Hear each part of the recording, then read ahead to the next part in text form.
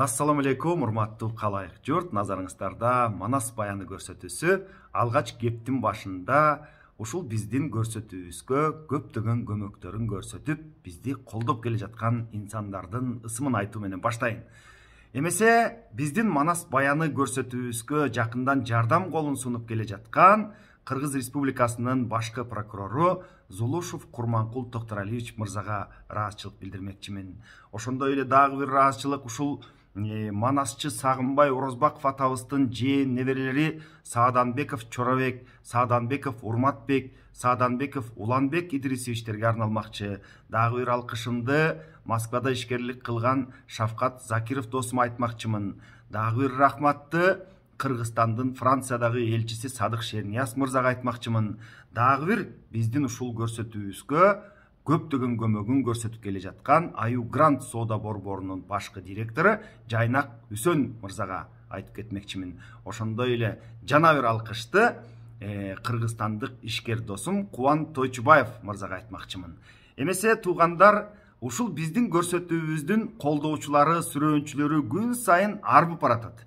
Баарыңыздарга ийгилик каалайм. Ар дайым үйүңүздөрдөн кут кетпей, бабаларыбыздын арбагы ыраазы болсун. Эмесе кепти баштайын. Ошентип Манаска 7 хан өзүнчө кутум уюштуруп Манасты чаап алабыз деп элчи жөнөткөндө кандай тосуп алганын, кандай кат жазып, анан тетигил Керме тоонун нары жагында төштүктүн мекенинде чогулган 7 хандын абалы кандай болгонун мен сиздерге өткөн көрсөтүүдө айтып бергем туугандар. Эми мына ошол хандар эмне болушту, Манас таласта эмне кылып жатат, мына ошону бүгүнкү көрсөтүүбүздө баян этип берейин. Баягы Манасты чаап алабыз деген 7 хан ошол жерден ар бири өзүнүн хандыгын көздөй жөнөгөн. 40 күндүн ичинде Манас айткан жерге барып калбасак, биздин шаарыбыз талкаланат, өзүбүздүн башыбыз кетет деп түпөйүл түшүп, булар тез аранын ичинде кол жыйнай башташты. Ал эми бул учурда Манас эмне кылып жатат? Манас таласта чырмети уйкалбай, жер таянбай чыканактап. Муну ушинтип көпкө бир нерсени түйшөлө ойлонуп жүрдү дейт. Муну көргөн Бакай 40 жигитке 40 чорого айтып турат. Мен көргөндү көрдүңөрбү? Мен билгенди билдиңерби жигиттер? Манастын куyu бузулуп калыптыр. Эми бул сөз Манастын түрү бузулуп калыптыр дейт. Муну ушинтип Бакай 40 жигит менен кеңешип жатат.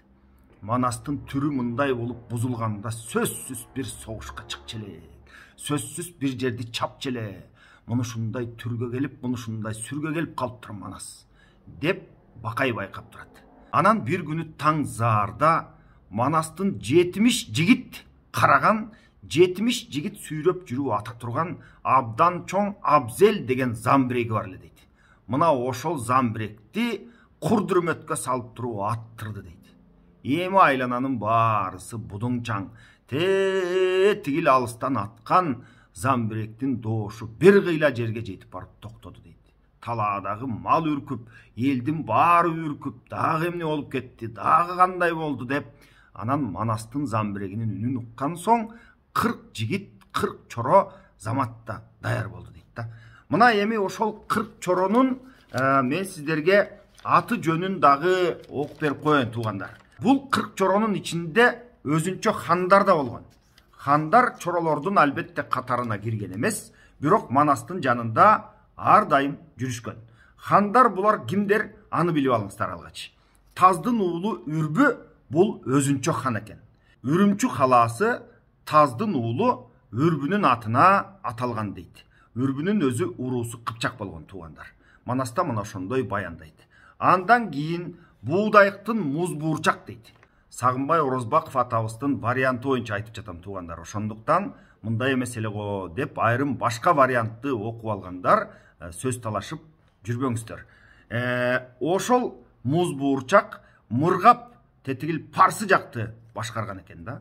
Ошол тетиги балык бадакшан Мыргап жакты Буудайыктын уулу муз буурчак деген башкарган дейт.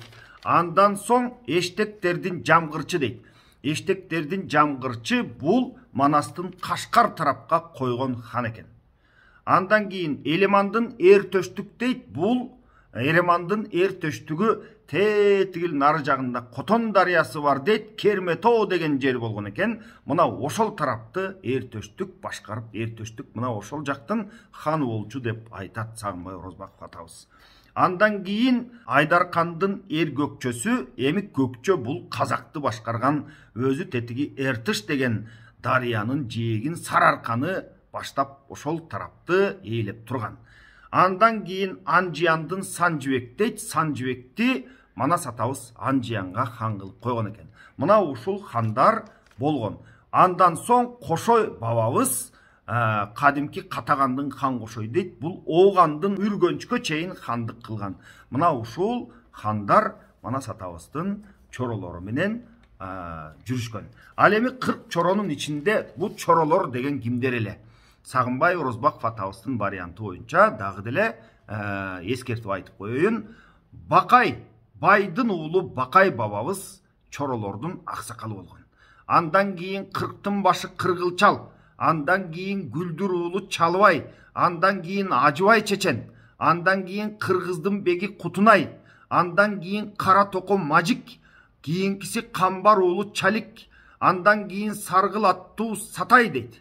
Сатайдан кийин Сабай бийдин атайы, кийинкиси Үйшүндөрдүн Үмбөтү, андан кийин Үмбөт уулу Жайсаң, Аргындардын Кара кожосу, Бообек Баатыр, Шаабек Баатыр, Шүкүр Баатыр, Арбандардын атайы, Дөрбөндөрдүн Төртайы, Төлгөчү Кара Төлөк, Агыдай далы көрүүчү, Топ башы Токотой, Элдин чети Элеман, Калк башкарган Калкаман, Сыргак Баатыр, Серек Баатыр, Чубак Баатыр, Алмамбет Баатыр, Оңгуроолуу байдын Кошабыш, Кош башкарган Эрибыш, андан кийин Алымдын уулу Алакен, кийинкиси Шууту Баатыр, Ырчуул, Бозуул, Эр Тазбаймат, казактардын жоорунчу Кайгыл Баатыр, Тоорулчу Баатыр, Шыңгынын уулу Кербен, Шыпты Кашка Дөрбөл, Бөрү жолду Бөгөл деген баатырлар мына ушул Бакай аман баш болуп Манас атабыздын чоролору болгон экен. Ал эми айрым кээ бир учурларда чоролордун аттары кээде өзгөрүп калат, кээде көйүп 84кө чейин жетет. Муну жана эле айтып кеттим. Севилдүүсү 84, серп алган жагы кызыл өрттөп, кээде Манастын чоролору 84кө жетет. Кээ бир учурда 40 чоро деп 40ка жетет. Болбосо муну 40 чоро десе 40 деп түшүнбөшүңүздөр керек. Дагы бир жолу кайталап айтып кетейин. Ошентип Манас атабыз жана Абзел деген Замбиrekти аттыргандан кийин мына ушул 40 чоронун баарысы жыйылды дейт. Андан кийин тетигил Кашкардан биринчи болуп Жаңгырчы келди. Жаңгырчы уйгурлуктун элинен далай аскер жыйып келген экен. Манас атабыз тосуп алып, аны Бакай алып кетти. Аскер маскер менен кошуп багып алам деп, Бакай Жаңгырчыны өзүнчө сыйламакка бүткүл аскерин кошуп Бакайдын журтуна кетишти булар. Андан кийин Төштүк келди дейт. Тетигил Керметоо жактан Элемандын эр төштүгү далай аскер менен келип калды дейт. Бая Жаңгырчы Манасты көргөндө атынан түшө калып кол куушуу учурашкан болчу. Төштүк Баатыр келгенде аттан түшпөй туруп Манас менен учурашты дейт. Бул жерде Төштүк Баатыр Манас менен тең ата. Болбосо Манас менен ат үстүндө учураша турган анын ушундай чини, ушундай аброю бар болчу экен деп байкасак болот. Андан соң тетигил эки кемин жердеген ушул Чүйдөн баштап Аралга чейин элди башкарган Таздын уулу Кыпчак Үрбү келди. Үрбү дагы далай колду баштап алып сүрүп келди дейт. Манасты көрө сала атынан түшүп жүгүнү учурашты. Андан кийин Үрбүдөн соң айтып коеюн. Тетигил Төштүктү Алмамбет Баатыр тосуп алды. Андан соң Үрбү Баатыр келди дейт. Үрбү эми Кеминди жердеген. Мына ушул жерден Чүйдөн жана башка жактардан, эми Чүй десе, Кемин десе ушул эле жерди башкарды деп түшүнбөңүздөр. Алардын хандыгынын баягы аймагы кенен болгон. Элдин баарын жыйнап алып, суу самырды ашып таласка түшүп барды дейт. Баян Манасты көргөндө атынан түшө калып учурашып, анан Манаска эми чечен эмеспи Үрбү. мынтип айтып турат дейт. Ушунча аскер качан чогулмак эле? Баатырым бизге тигил Кытайдагы көй капты көрсөт эми деп мына ушундай кеп айтты дейт. Баягы күлөп агып, мындай бир күлкү дегенди билбеген салкын мүнөз Манас бир жылмайып алды дейт да. Анан үрбүнү Серек алып кетти. Бүт аскери менен кошуп Серектин конушуна жайланышты. Андан соң Айдаркандын эр көкчөсү келди. Манасты көрүп атынан түшүп учурашып, аны болсо сырга калып кетти. Андан соң Чаткалды ашып, Андижандан, Ферганадан, Кокондон, Маргаландан аскери ээрчитип Самаркандык Санжыбек кирип келди дейт. Манасты көрүп аттан түшүп учурашып, аны болсо Чалбай менен Ажыбай алып кетти. Мына ушинтип Манас баягы келген аскердин баарысын атайын конуштарга бөлүп жатты. Баатырлар алып кетип жатышты. Эми аскер багыштагы оңой эмес. Ошончо миңдеген аскерлерди бирин Бакай алып кетти, бирин Алмамбет алып кетти, бирин Сыргак, бирин Серек мына ушинтип алып жүрүп олтурушат.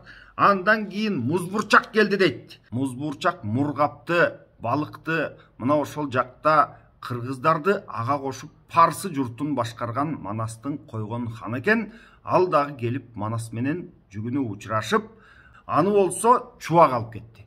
Мына ушинтип баягы баатырлардын баарысы Манасты чаап алабыз деген 7 хан, айрым варианттарда 6 хан деп айтылат. Сагынбай атабызда дагы айрым жерлеринде 7 хан деп кетет, айрым жерлеринде 6 хан деп аталат. Мына ошол хандар келип таласка түшүштү. Булар конок болуп жата турушсын. Ал эми Манас бул учурда кандай кылып жатат?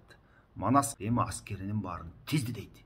Эми аскерин тизгенде ошол жерде Манастын борумун көрүп алыңыздар.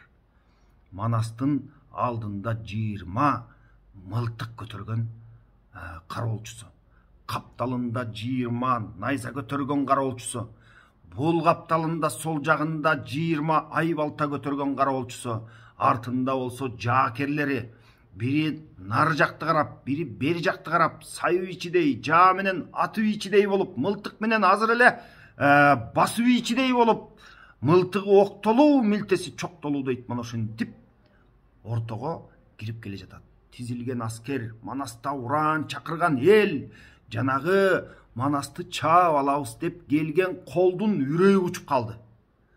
Андан соң ортого Манас жетти дейт.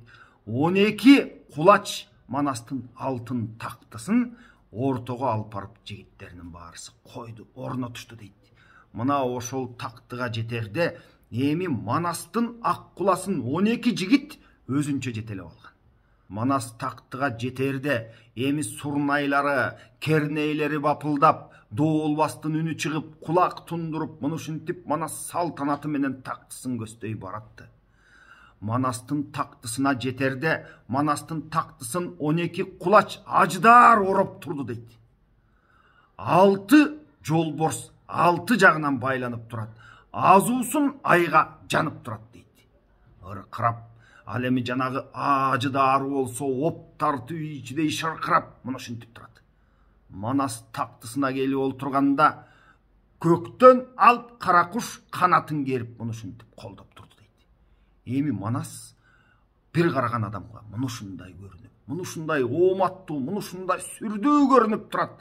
Тактысына жетип олтурду дейт. Андан кийин тигил Манасты чаап алабыз деп келген ак сакал, көк сакал, анын ичинде аскерлерде ар кандай жаштуулар бар экен дейт. Ушул ханды чаап алабыз деп келдикпи биз? Ой, биздин хандарыбыз каякты карап олтурган. Биздики хана мейли жөн эле бирөө экен да. Ушул Манасты чаап алабыз дедикпи биз? Деп мына ушинтип турат дейт. Жанагы ажыдары адам баласын оп тартып кетеби десе, Манастын тилин алуун чукпай, баягы тактысын ороп турат дейт. Бая жолборстору адамга чап сала турган болуп барып, кайт дегенде артка тартат дейт. Мына ушинтип Манастын колдоочулары, Манастын үстүндө ал кара кушу тим эле шукшурулуп турат. Мына ушундай болуп көрүндү элге. Анан Манас айтып жатат. Мен силерге айта турган кебим бар, айта турган сөзүм бар. Алып келгилечи жанагы жетөөсүн деп айтты дейт. Дегенде баягы 7 ханды, эмеле сый көрүп жаткан 7 ханды каяка кетти деп издеп жатты да. Эгер каяк бир жакка кетип кала турган болсо, башын алып келгиле, болбосо мынабул жерге сүйрөп келгиле деп айтты дейт. Бая Жетихандын куту учуп кетти. Келип Манастын алдына жүгүнүп турушат. Ошондо Манас мындай кеп айтты: мен силерди согушка келгиле, барып Кытайды чаап алалы деп чакырган жокмун. Эми атайын ушундай даярданып келгенден кийин ыйламактан ыйла, зарламактан зарла, мен силерге тетигил анжы-манжы таңшаңды көрсөтүп келемин деп мына ошол жака согушка бара турганын айтты. Баягы Манасты чаап алабыз деп келгендин көбү өкүнүп жатты дейт. Эми кандай кылабыз? Эми эмне болот? Эми көргөн тагдырыбыз кандай болот? Тетигил үйүбүздө эле жоргобузду минип окатыбызды кылып жүрсөк болмок да деп өкүнгөндөрү болду дейт. Ыйлап зарлап өкүргөндөрү болду дейт. Бирок Манас атабыздын Хам Манастын буйругуна кантип жок деп айтмак. Жанагы Манасты чаап алабыз деп келген Жетихан жанагынча 40 чоронун курчоосунда, жанагынча аскерлердин курчоосунда ортодо Манастын тигилип турган тагынын алдында бүшүркөп турат. Не деп айтат? Манас ошондо мынтип айтып жатат: анын барысын сиздерге мен Манастын ыргагы менен шашпай окуп берейин туугандар, анткени бул жерде абдан чоң маалыматтар бар. Мына ушул жерде ушул жалпы Кытайдын, анын ичинен Бейжиңдин, ошол тараптагы жердин жаратылышын, ал жердин климатын, ал жердин географиясын, ал жердеги жашаган жан жаныбарлардын, ал эмес биздин доорго чейинки жашап жок болуп кеткен жандыктарга чейин айтып берген. Эмесе кулак салыңыздар. Оркундун улуу суусунан, Манас атабыз айтып атат: кышын өлчөп көз менен кечкен журтум барсыңбы? Тоо түгөнүп уч болуп, жол түгөнүп түс болуп, суу түгөнүп чөл болуп, тоо түгөнүп бел болуп, бенденин башы тел болуп, томуктай болгон тоо көрбөй, тоо көрсө да соо көрбөй. Убара, чаркоо, чаңыроон. Бул жерде мына убара, чаркоо, чаңыроон деген бул биздин заманга чейинки жашап анан жок болуп кеткен динозавр доорундагы жаныбарлардын аттары. Ошону көргөн барсыңбы? Жалгыз канат өгөрөк. Өгөрөк деген жалгыз канаттуу дагы ушундай жырткыч куш болгон экен. Аны дагы сүрөттөп жатат. Кушун көргөн барсыңбы? Киши кийик, төө кийик, жапайы көргөн барсыңбы? Киши кийикти, төө кийикти, мына ушундай жапайыны көргөн барсыңбы дейт. Катын аю, алаткак, кара боюн чүмүгөн саамайын көргөн барсыңбы? Катын аю, алаткак деген биздин доорго чейинки жырткыч жапайы жаныбарлар жөнүндө сөз. Кашыктай болгон кар көрбөй чөлдө жүргөн барсыңбы? Кайык минип кем айдап көлдө жүргөн барсыңбы? Кытайдын жер шартын сүрөттөп жатат.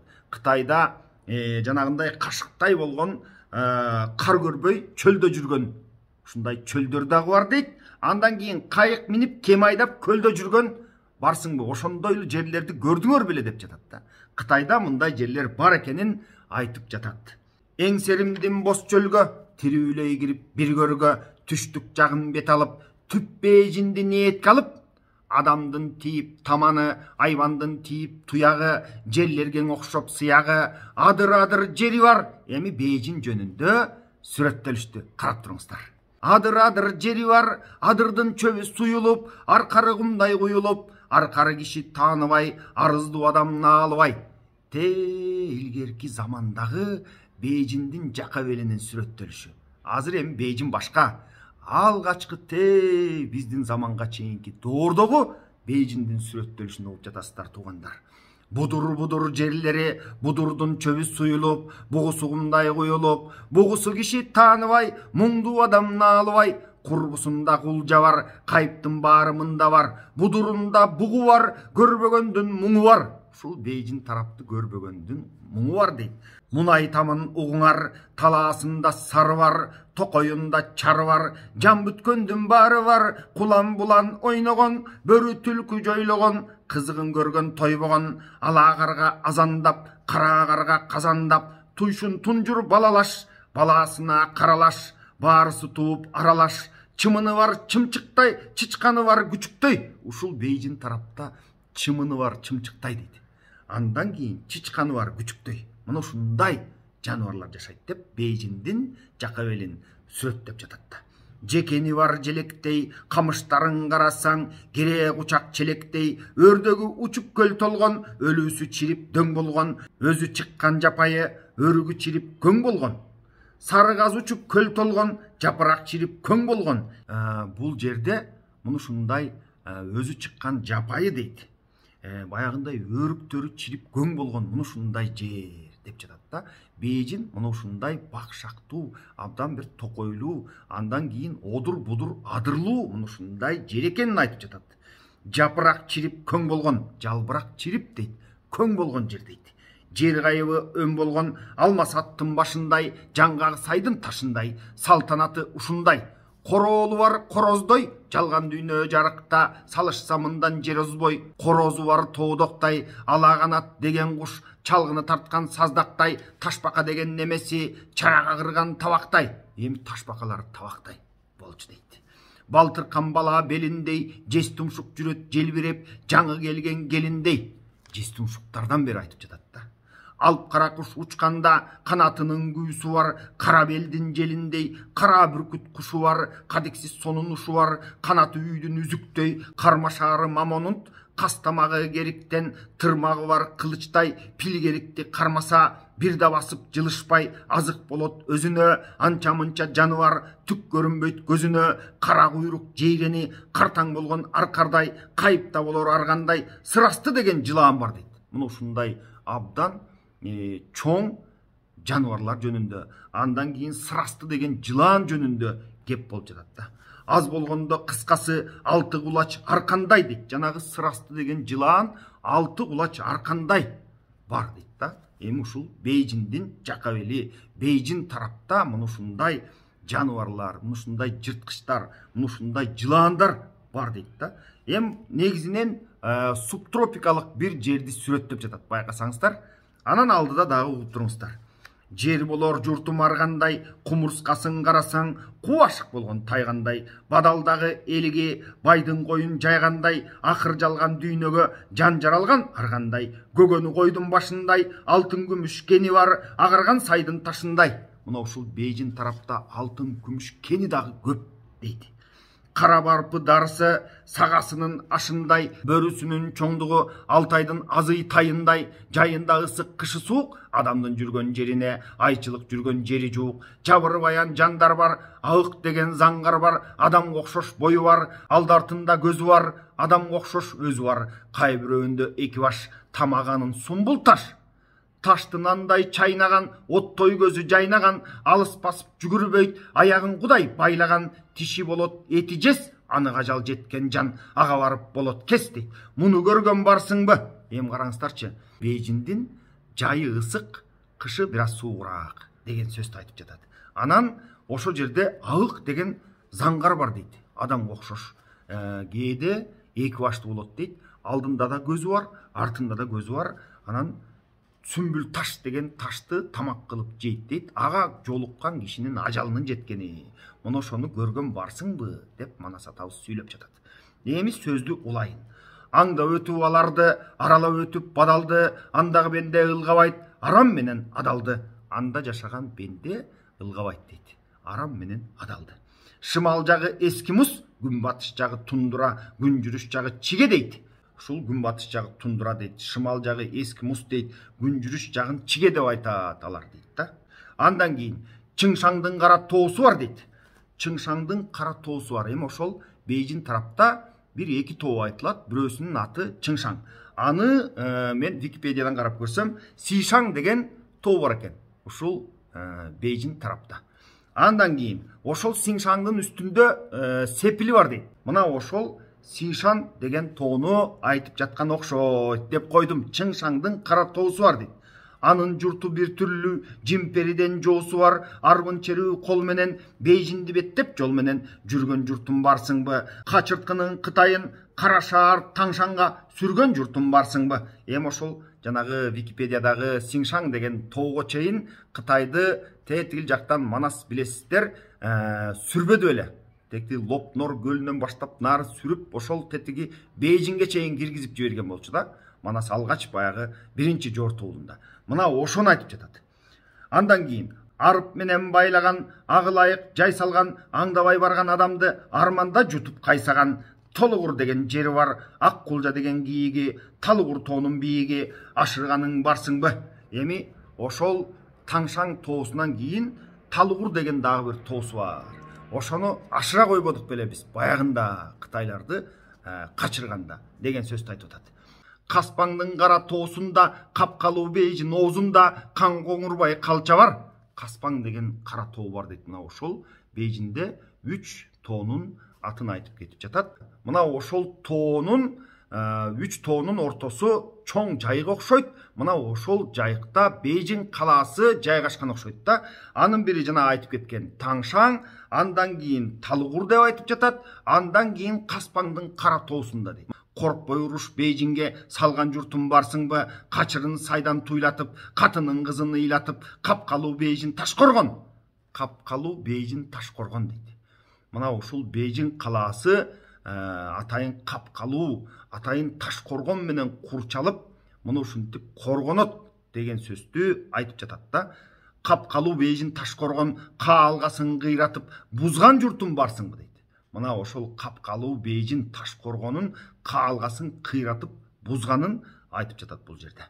Кажылдатып Кытайды кыскан журтум барсыңбы, майдан тартып турушуп, тосуп чыккан аскерин тос-тос кылып урушуп, көтөрүп күрсү салышып, көөдөнгө найза сайышып, көсөлдөр менен алышып, камбылдар менен чабышып, мылтыктын огун чагышып, өмөлүп кирип капырга, өлүгүн отко жагышып, аярлар амал салышып, арстандайын алышып, баатырлар минип каарына, баарын сүрүп шаарына, амалдап кылган ажыдар, алтынын салган тили бар, түшүрүп алып колуңа, дүмөк кылып Кытайга, түп Бейжиңдин зоруна дейт.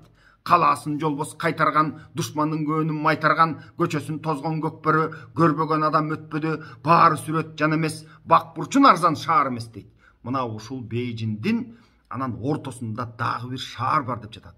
Бул шаардын аты Бакбурчун деп айтылат дейт да. Мына ушул Бакбурчун арзан жер эмес, арзан шаар эмес дейт. Анын айтып жатат. Алтындан салган тили бар, амалдап кылган ажыдаарлар бар дейт да. Анан ушул Бакбурчун жөнүндө эми айтып кетели. Бакбурчундун ичинде шер сүрөтү дагы бар, аскер болуп жер жайнап, эсеп жетпей курт кайнап, эл сүрөтү дагы бар дейт.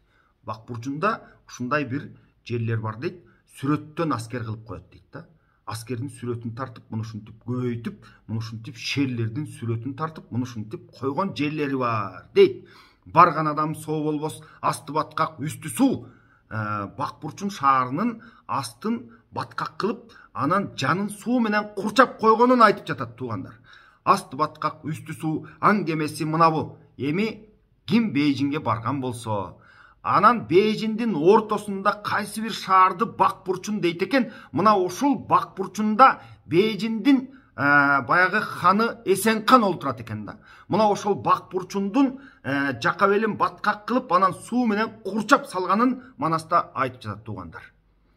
Аңгемеси мынабу, айдың талаа түс болуп, жол сүрөтү дагы бар. Жол деп кадам койгондо, кандай жандар болсо да, кайра чыкпас чагы бар, барса келбес жолу бар, баары сүрөт колу бар дейт.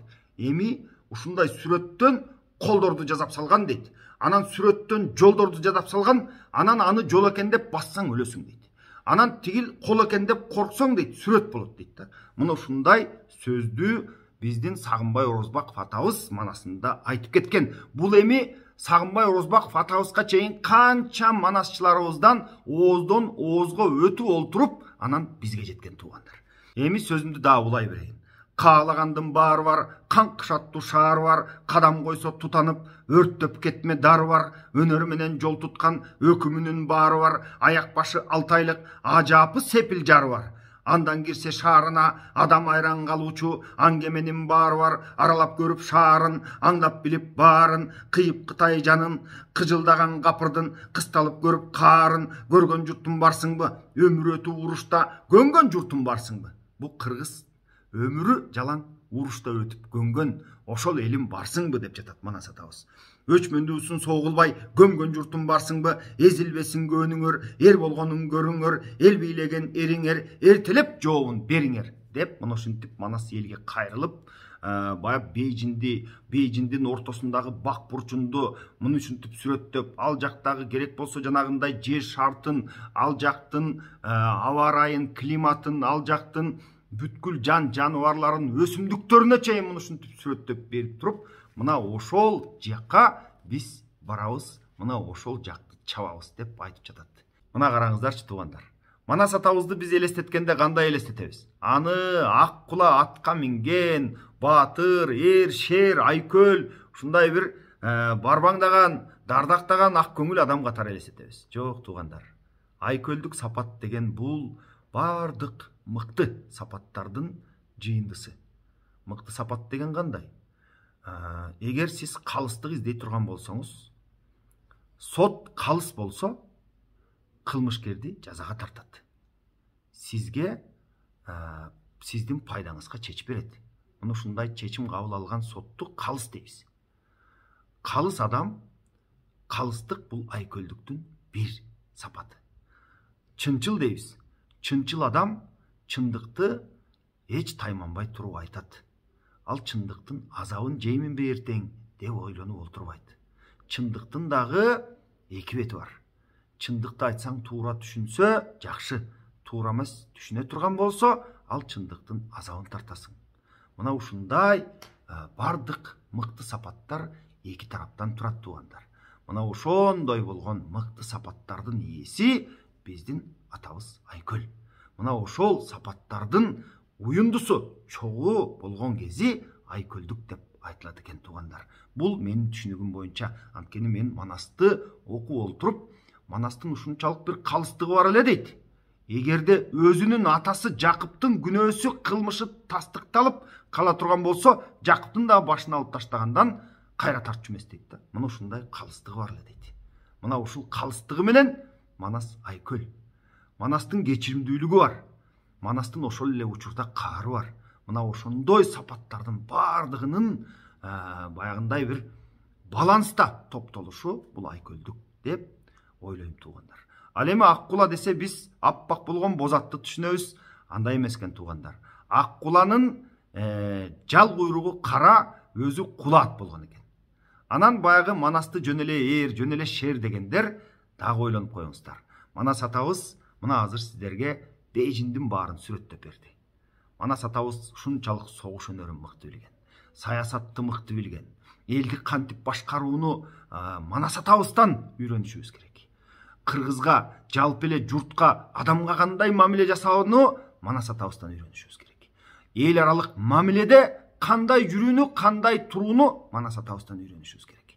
Кече Maanikерди сурады эле, бербей койду. Айрым учурларда Манас атабыз миңдеген төөлөрдү, канча деген байлыкты жөн эле тартуулап жиберген учурлары бар.